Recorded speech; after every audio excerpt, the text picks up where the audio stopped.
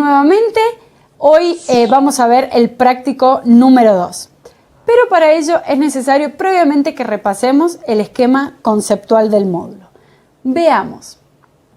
En este módulo vamos a ver en las primeras 2 unidades lo relativo a la capacidad e incapacidad de la persona humana. En primer lugar, habíamos dicho que el atributo en el módulo 1, si recordamos, habíamos dicho que la persona tenía capacidad de derecho y capacidad de ejercicio. Como contracara esta capacidad, también tenemos supuestos de incapacidad, tanto de ejercicio como de derecho. ¿Qué es esto? Las incapacidades de derecho, tenemos que decir en términos generales, que son incompatibilidades o prohibiciones que establece la ley justamente en miras a proteger el interés público, las buenas costumbres, ¿sí? La moral, y no se van a poder suplir por representación. Son prohibiciones que se establecen en determinado caso y para determinada relación jurídica privada. Por ejemplo, veamos algún supuesto. Se establece el código, por ejemplo, que los padres no pueden celebrar determinados contratos con los hijos sometidos a su responsabilidad parental. Ello sí para evitar que haya una colisión de intereses.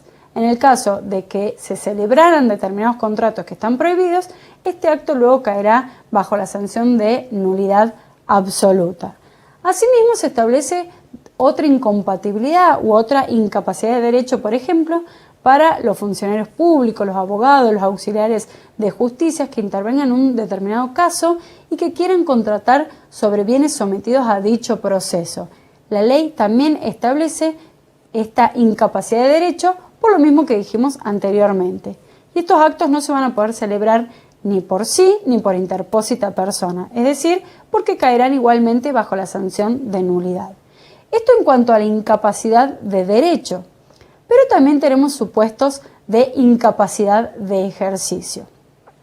Como regla, tenemos que decir que la persona adquiere la capacidad de manera plena cuando adquiere los 18 años. Por eso vemos que dice los plenamente capaces son los mayores de edad, así lo establece el artículo 25. Y dentro de los menores de edad, la ley habla de menores de edad y de adolescentes.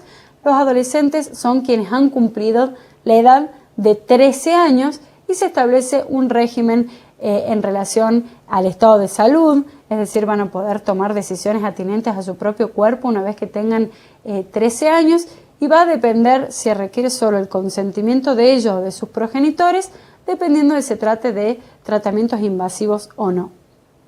Pero sigamos con lo que es capacidad y capacidad restringida. Entonces, decimos que la capacidad se adquiere de manera plena como regla a los 18 años. Otro supuesto que está al límite entre lo que es capacidad plena y capacidad restringida es el caso de los emancipados. ¿Quiénes son los emancipados?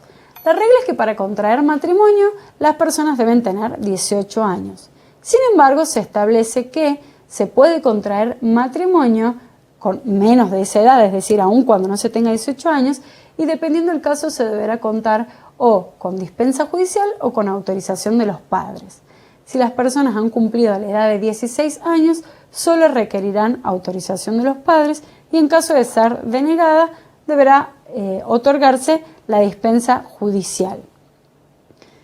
Los emancipados, entonces, decimos que una vez que contraen matrimonio, adquieren plena capacidad, por ese lado son plenamente capaces, pero con ciertas restricciones.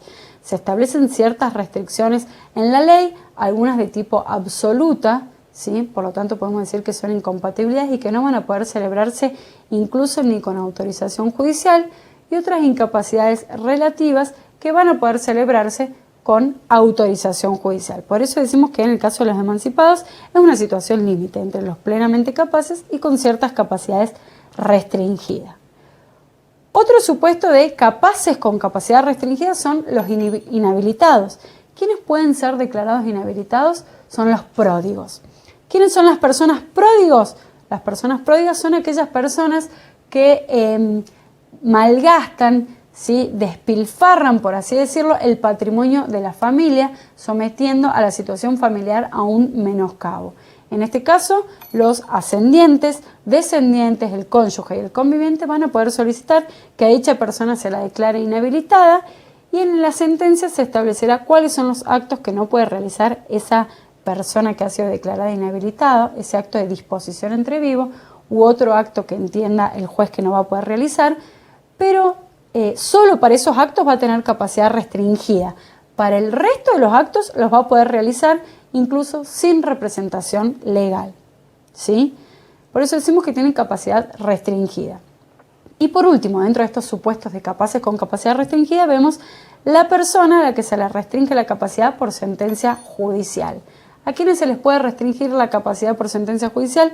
A las personas mayores de 13 años, ¿sí? Que tengan alguna alteración mental o física y que puede llegar de prolongada, si esta alteración tiene que ser prolongada, permanente en el tiempo y que pueda provocar con esta incapacidad un daño a su persona o a sus bienes. En este caso se va a iniciar un proceso, se va a restringir la capacidad, para los actos que se restringe esta capacidad, ¿sí? Lo va a tener que realizar con un apoyo, pero para los otros actos no será necesario el apoyo y la persona será capaz.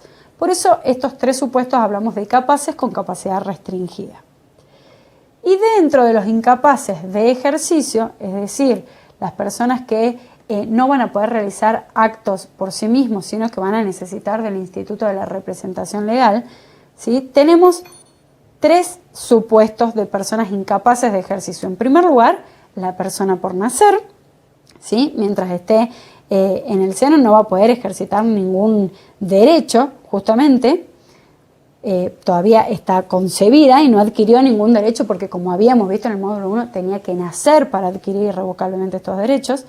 El segundo supuesto nos habla de personas que no cuentan con edad y grado de madurez suficiente, ¿sí? Es decir, que los menores de edad son incapaces de ejercicio, dependiendo de la madurez suficiente van a poder realizar determinados actos que establece la ley.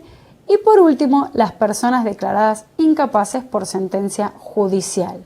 En este caso, la declaración por sentencia judicial puede restringir la capacidad de manera limitada, como bien lo señalamos anteriormente, o bien de manera absoluta. ¿Cuándo se restringe la capacidad de manera absoluta? Cuando la persona de ningún modo y por ningún medio puede hacer conocer su voluntad y todos los apoyos resulten ineficaces. En este caso también vamos a hablar de incapaces de ejercicio. Es decir, que estas tres incapacidades de ejercicio van a tener que actuar a través de sus representantes. Esto en cuanto al planteo de capacidad e incapacidad de la persona humana. Pero también en este módulo, ¿sí? Vamos a ver en la bolilla 6, en la última bolilla que comprende el módulo 2, vamos a ver lo relativo a las personas jurídicas. El código contiene una regulación general para lo que es personas jurídicas, ¿sí? En donde define, establece cuál es la personalidad diferenciada de las personas jurídicas de sus miembros y clasifica el código a las personas jurídicas en aquellas de carácter público y en las de carácter privado. Las personas de carácter público son aquellas que van a estar reguladas en su existencia y su funcionamiento por el derecho público. Sin embargo, con fines descriptivos, el código establece cuáles son. Son el Estado Nacional, Provincial, Municipal, Ciudad Autónoma de Buenos Aires, entidades autárquicas, estados extranjeros, la Iglesia Católica, entre otros. Y a su vez tenemos las personas jurídicas de carácter privado, que son aquellas que el código regula, ¿sí? El régimen general aplicable se va a aplicar a estas personas jurídicas de carácter privado, en las que se va a distinguir cuáles son las que requieren autorización del Estado para funcionar y las que no requieren autorización del Estado para funcionar. Dentro de las que requieren autorización para funcionar, tenemos, por ejemplo, las fundaciones y las asociaciones, mientras que las sociedades comerciales, el consorcio de propietarios, por ejemplo, no requieren de autorización estatal para funcionar. Y por último, en esta bolilla 6, como bien señalamos, también vamos a ver los atributos de las personas jurídicas. ¿Cuáles son? Tenemos que son el nombre, que es el que les va a permitir individualizarse en sus relaciones sociales, el domicilio, Este domicilio justamente el que va a establecer la jurisdicción de la persona jurídica, en donde se distingue domicilio y sede social. Domicilio como localidad, región donde se constituye la sociedad, y sede social, que es el lugar geográfico concreto donde funciona esa persona jurídica. Por ejemplo, si yo digo que la persona jurídica funciona en Boulevard San Juan 710 de Córdoba capital, la sede social es Boulevard San Juan 710 y el domicilio va a ser Córdoba capital. El patrimonio también es un atributo de la persona jurídica justamente para garantizar los intereses de terceros y además a los fines de que pueda cumplir el objeto social, ¿sí?, dicha persona jurídica. Y la capacidad. Esta capacidad siempre va a ser de derecho y va a estar limitada al objeto social de la persona jurídica. Veamos ahora entonces cuáles son los conceptos teóricos claves que nos tienen que quedar de este módulo 2, ¿sí?, y que no podemos dejar de saber. En primer lugar, y como bien señalamos anteriormente, las incapacidades de derecho. ¿Qué son las incapacidades de derecho? Son aquellas incompatibilidades o prohibiciones que la ley establece para proteger el orden público, las buenas costumbres, por fines morales, ¿sí?, para evitar un daño al interés público. Y como bien señalamos, por ejemplo, le está prohibido a los progenitores hacer contratos con sus hijos que están sometidos bajo su responsabilidad parental. Esto a los fines de evitar colisión de intereses. Debemos decir que estas incapacidades de derecho son excepcionales, ¿sí?, se establecen bajo determinadas circunstancias y a los fines de una relación jurídica privada determinada, son de interpretación restrictiva y no pueden subsanarse a través del instituto de la representación legal. Dan lugar a una nulidad absoluta. Estas son notas tipificantes de las incapacidades de derecho. Otro de los conceptos claves es el de incapacidades de ejercicio. Estas, a diferencia de las incapacidades de derecho, se establecen para proteger a la persona del incapaz, justamente para evitar que terceros abusen de esa situación de debilidad y suponen la falta de aptitud o imposibilidad del sujeto para realizar por sí mismos determinados actos jurídicos válidos. Pero en este caso las incapacidades de ejercicio, ¿sí?, van a poder ser suplidas por el Instituto de la Representación Legal. Por ejemplo, de acuerdo al esquema conceptual del cual hablamos, sí, habíamos dicho que los menores de edad eran incapaces de ejercicio, ¿sí? En este caso van a poder realizar actos jurídicos válidos a través de sus representantes legales, que en determinado caso serán sus padres o bien tutores. Eso va a depender de las circunstancias fácticas. Pero se establecen en beneficio del incapaz y pueden ser suplidas por representante legal. Otro de los conceptos fundamentales es el de persona jurídica.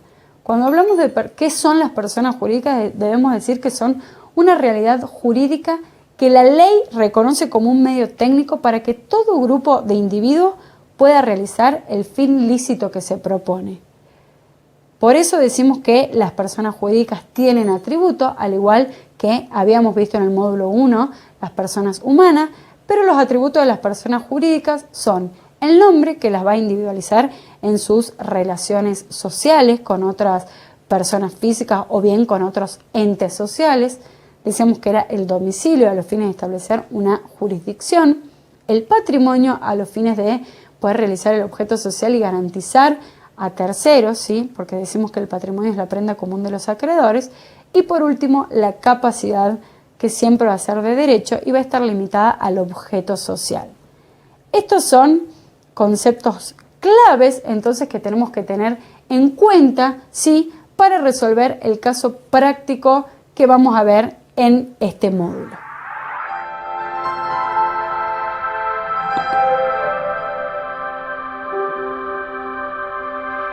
Bueno, ahora veamos entonces la situación problemática del módulo 2.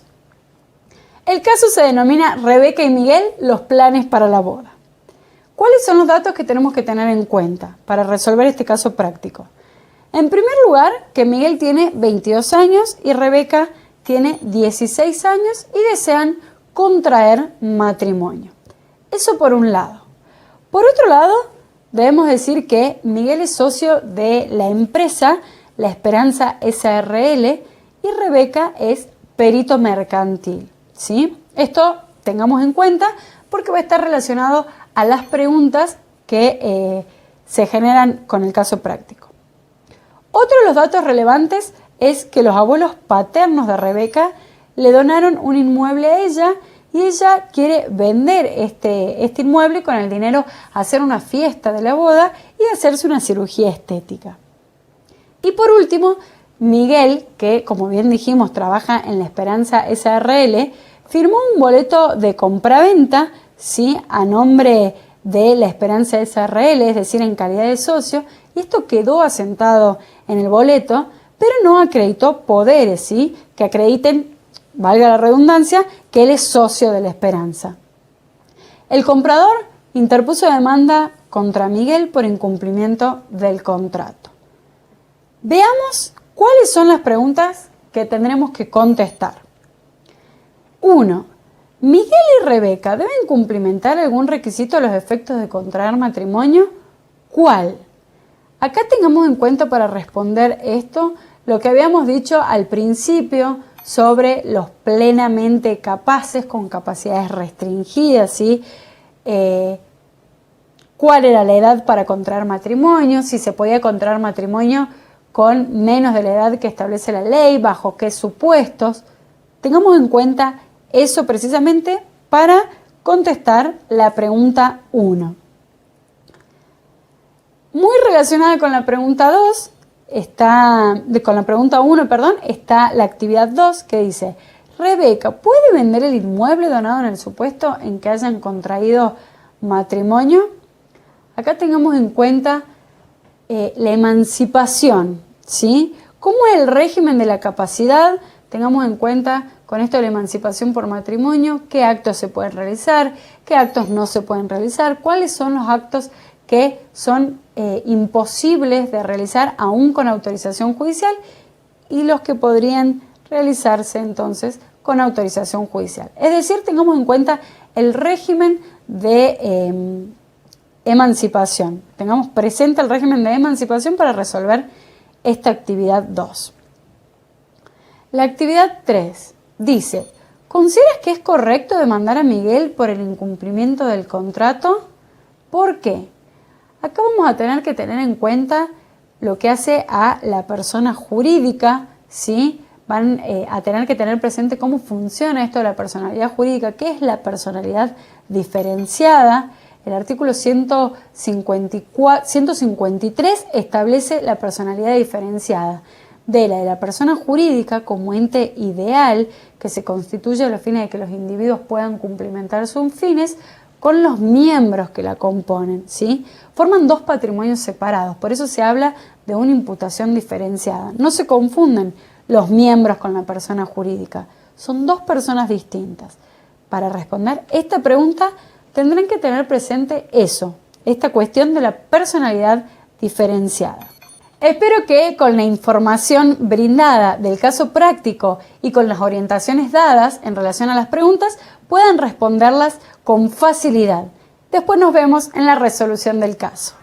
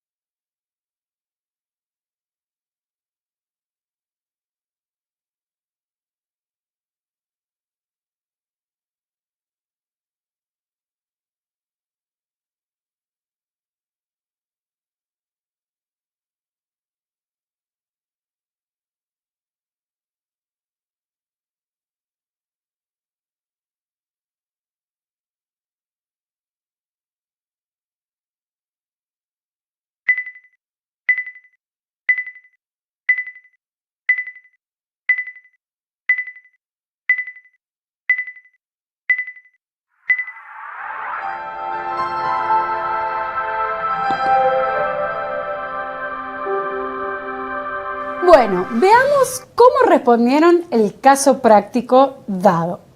La pregunta 1 decía, ¿qué requisitos deben cumplimentar Rebeca y Miguel para contraer matrimonio? ¿Se acuerdan que habíamos dicho que teníamos que tener en cuenta la edad, ¿sí? Y si podían o no? Como regla general, decimos que a los 18 años uno tiene capacidad plena, ¿sí? Incluso para contraer matrimonios. Ahora, también habíamos dicho que Rebeca tiene 16 años, entonces, ¿podría casarse o no? La respuesta es que ella podría casarse, ¿sí? Pero bajo ciertos requisitos. El artículo 404 del Código Civil dispone que para el caso de que el menor de edad haya cumplido 16 años, puede contraer matrimonio siempre y cuando cuente con autorización de los padres.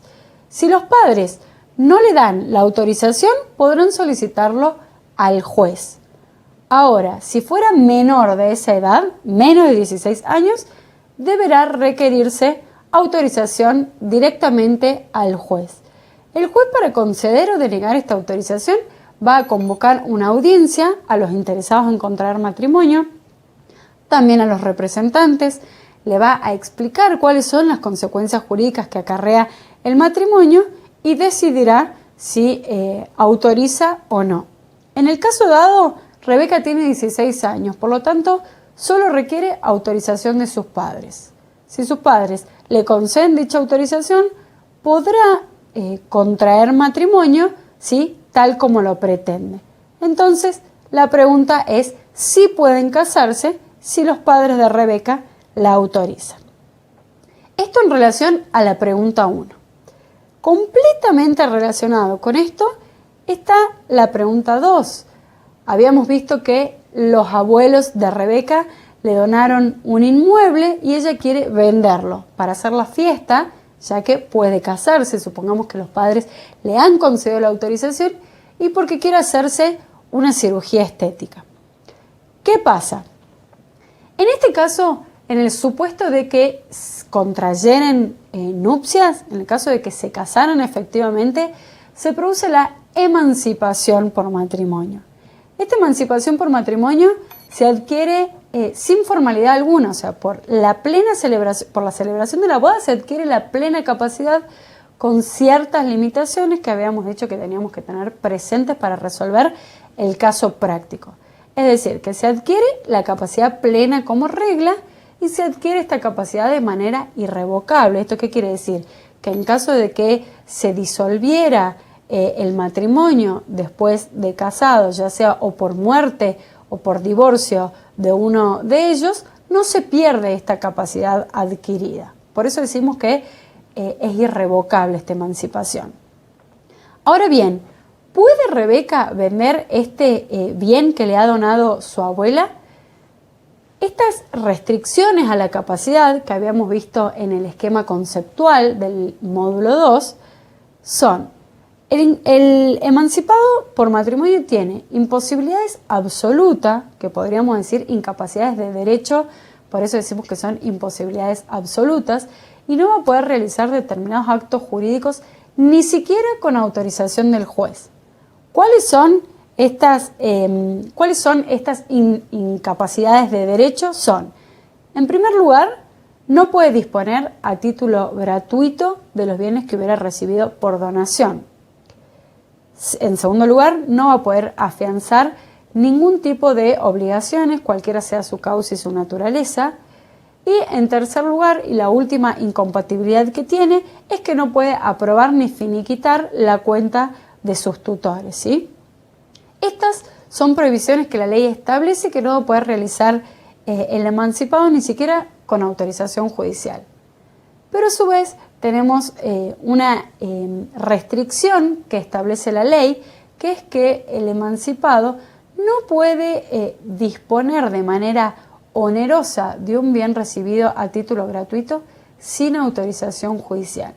Es decir, que el emancipado va a poder vender un bien que recibió a título gratuito previa autorización judicial, es decir, si el juez considera que es conveniente y ventajoso para la persona del autorizado, va a poder conceder dicha autorización. Para que quede claro entonces, Si el emancipado recibió un bien a título gratuito y lo quiere donar, no puede realizarlo ni siquiera con autorización judicial. Ahora bien, si lo quiere vender, va a requerir dicha autorización. En el caso planteado, habíamos visto que Rebeca lo quería vender al bien, por lo tanto, si el juez autoriza y considera que es conveniente y ventajoso para Rebeca que venda dicho bien, lo autorizará. De lo contrario, no se podrá realizar dicha venta. Y por último, habíamos visto que Miguel firmó el boleto privado de compraventa a nombre de La Esperanza S.r.l., más allá que no acreditó poderes. En el caso planteado se lo demanda a él a título personal por incumplimiento contractual. Habíamos señalado también que había que tener en cuenta esto de la personalidad diferenciada de sus miembros con la persona jurídica. En el caso entonces tenemos que decir que no es correcto demandar a Miguel, que es una persona física, porque él actuó en calidad de socio, en calidad de representante de la sociedad, que es un sujeto de derecho completamente distinto a él, ¿sí? Debe demandarse directamente a la sociedad, porque ella constituye un ente ideal distinto a la persona de Miguel. Es decir, que en definitiva, en el caso dado, está mal demandado él a título personal, el juez deberá rechazar la demanda o Miguel podrá interponer la acción de falta de legitimación, la excepción de falta de legitimación pasiva, porque no corresponde que él sea demandado, sino que corresponde que directamente se demande a la sociedad. Esto entonces es en relación a las respuestas. Espero hayan podido responderlas de manera clara, de manera fundada, habiendo tenido en cuenta los conceptos claves y los desarrollos vistos en este módulo.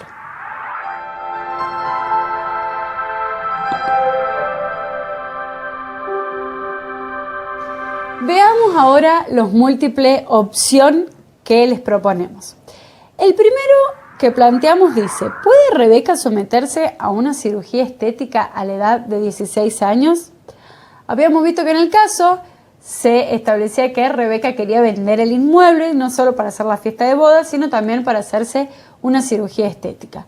Ahora, ¿puede ella simplemente por sí sola hacerse una cirugía estética? ¿Qué les parece a ustedes? La pregunta 1 dice sí, pero con autorización judicial. Acá tenemos que tener en cuenta lo que dispone el artículo 26, ¿sí?, en materia de salud. El artículo 26 establece varias diferencias, varias distinciones en relación y en materia de salud. En primer lugar, establece que las personas, que los adolescentes, que son quienes han cumplido la edad de 13 años, ¿sí?, establece que los adolescentes pueden decidir por su solo consentimiento, es decir, que no requieren autorización de sus padres, aquellos tratamientos que no resulten invasivos, que no comprometan su salud, van a poder ser realizados por su sola voluntad. El tema va a estar en definir qué debe entenderse por tratamiento invasivo o que comprometa su salud. Luego, seguidamente, el artículo 26 establece que si el tratamiento resultara invasivo o comprometiera su salud, no solo deberá brindar su consentimiento, sino también el de sus representantes legales. Y por último, el artículo 26 dice que a la edad de 26 años, el adolescente es considerado un adulto sobre las decisiones sobre su propio cuerpo.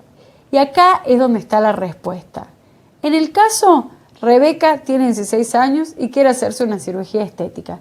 El artículo 26 establece que es considerado un adulto sobre las decisiones de su propio cuerpo, por lo tanto, ella puede someterse a una cirugía por su sola voluntad y sin otro requisito, y la respuesta entonces está en el caso E. Por lo tanto, no va a requerir autorización judicial, no va a requerir tampoco autorización de sus padres. El hecho de que haya contraído matrimonio, si estuviera emancipada, por ejemplo, no la coloca, no requiere para nada el consentimiento del marido, máxime si tenemos en cuenta que es una persona plenamente capaz como un efecto de la emancipación, y solo cuando sea mayor de edad podrá someterse a cirugías estéticas. Decimos que tampoco, justamente por dos motivos: porque si se casó ya es plenamente capaz, pero principalmente porque la ley establece que es un adulto y por lo tanto no requiere autorización ni de su marido, ni de sus padres, ni autorización judicial. Esto es muy importante en materia de salud, justamente porque plantea un cambio completamente distinto en lo que era el anterior código y se trata de receptar lo que es el principio de autonomía y progresividad, es decir, que se le empiezan a dar a los menores mayores derechos para que los puedan ejercer de manera responsable. A medida que van creciendo se les va otorgando mayores derechos y así también mayores deberes. Veamos qué nos dice el ejercicio 2. Dice, de acuerdo al caso, Rebeca es menor de edad y perito mercantil. Así las cosas, de conformidad a la legislación, ¿ella puede ejercer la profesión? El artículo 30 nos dice que incluso los menores de edad que tuvieran título habilitante van a poder ejercer la profesión y van a poder administrar de los bienes que adquieran con la profesión por su sola voluntad. Es decir, no van a requerir autorización judicial ni autorización de los padres. Esto es muy importante y está relacionado directamente con esto de lo que hablábamos de la autonomía y la capacidad progresiva. Acá nuevamente el código habilita a que las personas menores de edad con título habilitante puedan ejercer por sí sola la profesión y puedan disponer y administrar del producido. Es decir, que de acuerdo a lo previsto en el artículo 30, la respuesta es C. Ella sí puede ejercer la profesión sin necesidad de autorización, y acá reiteramos lo mismo, sin necesidad de autorización de los padres, sin necesidad de autorización del juez, ¿sí? Acá no entra en juego la ley laboral porque porque lo resuelve directamente el Código Civil y Comercial, y en relación a que a los 16 años es considerado como un adulto, esto solamente es en relación a las decisiones sobre el propio cuerpo, ¿sí? Y en relación al ejercicio 3, tenemos que, de acuerdo a la clasificación de las personas jurídicas, ¿qué es la esperanza SRL? Bueno, recapitulando, habíamos visto que las personas jurídicas se clasificaban en personas jurídicas públicas y personas jurídicas privadas. Dentro de las personas jurídicas públicas teníamos el Estado Nacional, Provincial, Municipal, Ciudad Autónoma de Buenos Aires, entidades autárquicas, la Iglesia Católica, entre otras, y dentro de las personas jurídicas privadas, ¿sí?, que es la que regula el capítulo del Código Civil y Comercial, clasifica las asociaciones, las fundaciones, el consorcio de propietarios, otras iglesias que no sean la Iglesia Católica, las sociedades comerciales, asociaciones civiles, fundaciones, entre otras. Entonces, teniendo en cuenta esta clasificación, ¿qué les parece a ustedes que es la esperanza SRL?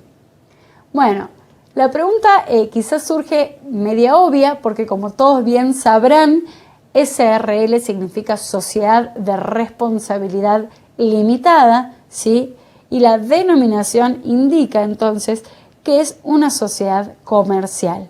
Una sociedad comercial, entonces, como persona jurídica privada. La respuesta correcta, entonces, es la B. Esperamos hayan podido hacer estos 3 casos prácticos con facilidad, nuevamente que no les haya resultado tramposo y que les haya servido para rever si algún concepto quedó flojo o por ver. Es muy importante la cuestión de capacidad relacionado con el ejercicio 1 y 2. Vean el capítulo relacionado a las personas menores de edad, artículo 25 y siguiente, que es el tema principal de este módulo.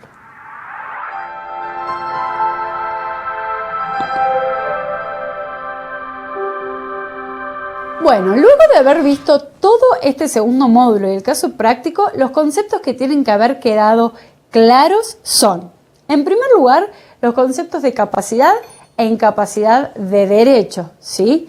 ¿Qué era la incapacidad de derecho? Eran las incompatibilidades o prohibiciones que establece la ley de manera excepcional, que tienden a proteger el interés público, la moral, las buenas costumbres, y que no pueden realizarse estos actos que están establecidos como prohibiciones de derecho por sí ni por interpósita persona. Recordemos, un ejemplo era por ejemplo, valga la redundancia, las prohibiciones que tienen los progenitores de contratar sobre los bienes, ¿sí?, de sus hijos sometidos a responsabilidad parental. Tampoco podrían realizar los progenitores, ni tutores, ni curadores, los representantes legales, transacciones sobre las cuentas de las personas que están sometidos a su representación legal. Estas son entonces incapacidades de derecho, incompatibilidades, prohibiciones que establece la ley y que en caso de realizarse van a dar lugar a un acto nulo de nulidad absoluta. Tema que verán con claridad y en mayor profundidad en el módulo 4. Capacidad e incapacidad de ejercicio y los distintos supuestos. Es otro concepto que tiene que quedar claro. ¿Cuáles son los distintos supuestos de incapacidad de ejercicio? Cuando hablamos de incapacidad de ejercicio decimos que es la imposibilidad de que una persona, ¿sí?, que es incapaz de ejercicio, que los determina la ley en su artículo 24, pueda realizar actos de la vida civil por sí mismos. ¿Para qué se establecen estas incapacidades de ejercicio? Justamente tiende a proteger la persona del incapaz. ¿Quién se considera incapaz? Aquella persona que tiene una alteración física o mental, o bien por una situación de inmadurez. La ley considera que tiene que actuar a través de su representante para evitar que terceros se abusen de dicha debilidad y le ocasionen determinados perjuicios. ¿Cuáles son los supuestos de incapacidad de ejercicio? Tenemos que son incapaces de ejercicio, en primer lugar, la persona por nacer; en segundo lugar, los menores de edad como regla, es decir, aquellas personas menores de 18 años, y que no cuenten con el grado de madurez suficiente, porque vamos a tener determinados supuestos en que aún cuando sean mayores de edad, es decir, que aún en determinados supuestos que tengan más de 18 años, van a ser incapaces de ejercicio porque se les puede haber restringido su capacidad por una sentencia judicial. Y es de lo que nos habla el inciso C del artículo 24. Restricción de capacidad por sentencia judicial.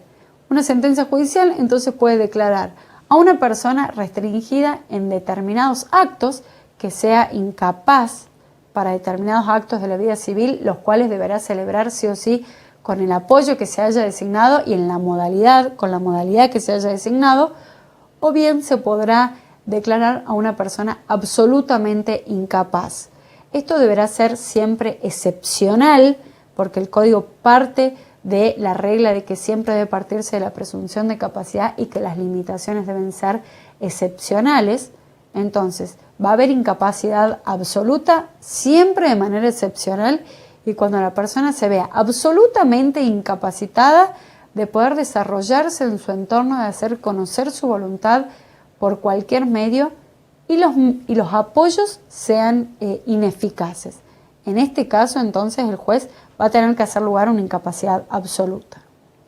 Otro de los conceptos que debe quedar claro son los requisitos sustanciales y formales para la declaración judicial de incapacidad. Esto está relacionado con lo que veníamos hablando. Vamos a tener que tener en cuenta cómo es el procedimiento, quiénes son las personas legitimadas a pedir que se declare la incapacidad de una persona. El código vigente trae la novedad de que el propio interesado puede pedir que se declare su incapacidad. Es muy importante la entrevista personal de la que habla el código. El juez no tiene la facultad de decidir o no se hace la entrevista. El juez tiene la obligación de, previo a restringir la capacidad de una persona, realizarle una entrevista personal a la persona del incapaz. Así como también se prevé que es obligatorio el dictamen, realizar un dictamen interdisciplinario.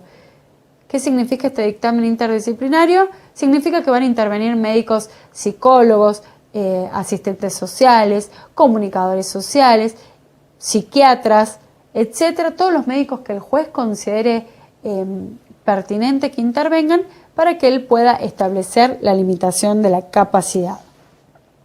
Y por último, en relación a este módulo, los conceptos que deben quedar claros, el de persona jurídica y sus atributos. Habíamos establecido que persona jurídica es el ente ideal de derecho que permite que un grupo de individuos pueda realizar los fines que pretenden, ¿sí?, como un ente ideal, como un sujeto de derecho, que tiene que tener atributos. Esta persona jurídica, para funcionar, tiene que tener determinados atributos.